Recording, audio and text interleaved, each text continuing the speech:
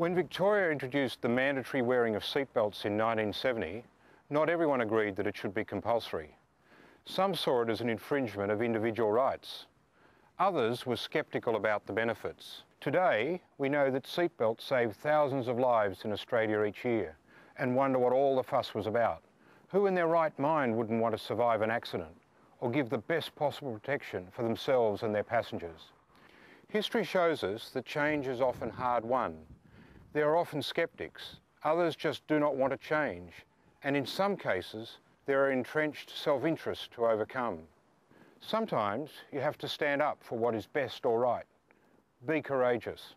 Today, Urella, together with a coalition of around 120 disability service providers, peak disability bodies and community welfare organisations, is championing the introduction of a no-fault National Disability Insurance Scheme.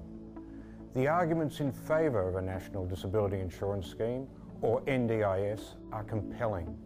It would give peace of mind to every Australian and provide fair and effective support for people with disabilities, their families and carers. At Urella, we know because each year we assist around 30,000 Victorians with disabilities, and many of our clients say, "I never thought it would happen to me." We see young people with disabilities left in nursing homes. We talk to carers aged in their 80s and 90s who are desperately concerned about what will happen to their adult disabled children when they die. Children are abandoned in Urella's respite services because their parents are at breaking point. Parents of young children ask, why can't we get the early childhood services our child needs, despite overwhelming evidence that timely intervention leads to better and lower cost outcomes in the long term? Unfortunately, these are all symptoms of a disability system that is at breaking point. It's a national disgrace. It's a system which has shocked the Parliamentary Secretary for Disabilities, the Honourable Bill Shorten, and caused him to describe disability as the last practical barrier to civil rights in this country. Looking ahead, the problems currently faced by people with disabilities and their families will only grow because the number of people being born with disabilities is increasing, more people with disabilities are outliving their parents, and the capacity of families to provide informal care is declining. The situation is similar to the problems identified in the 1980s that led to the development of compulsory superannuation. Then it was recognised that an ageing population, too dependent on old age pensions, would place an unsustainable burden on taxpayers.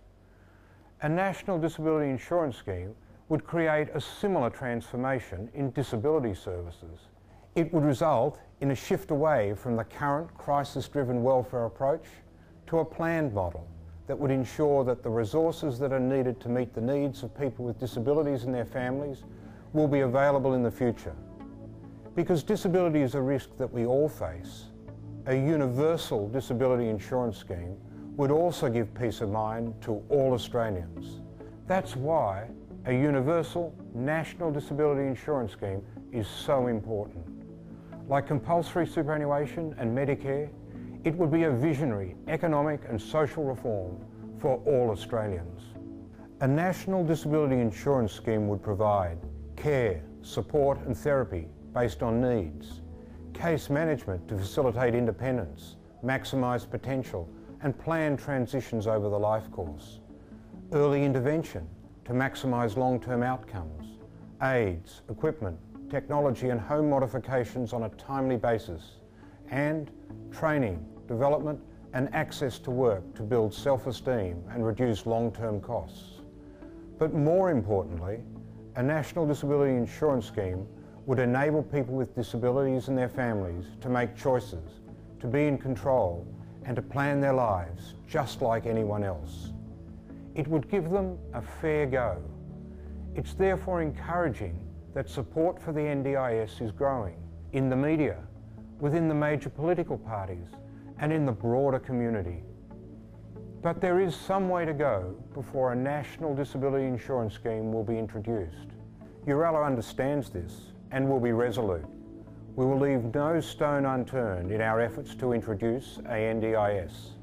But we need you to become a champion too. Sign the petition, email or visit your MP and spread the word amongst your family and friends. Ask them to be NDIS ambassadors too. Go to the website www.ndis.org.au. Take 20 minutes to make Australia a better and fairer place for all Australians.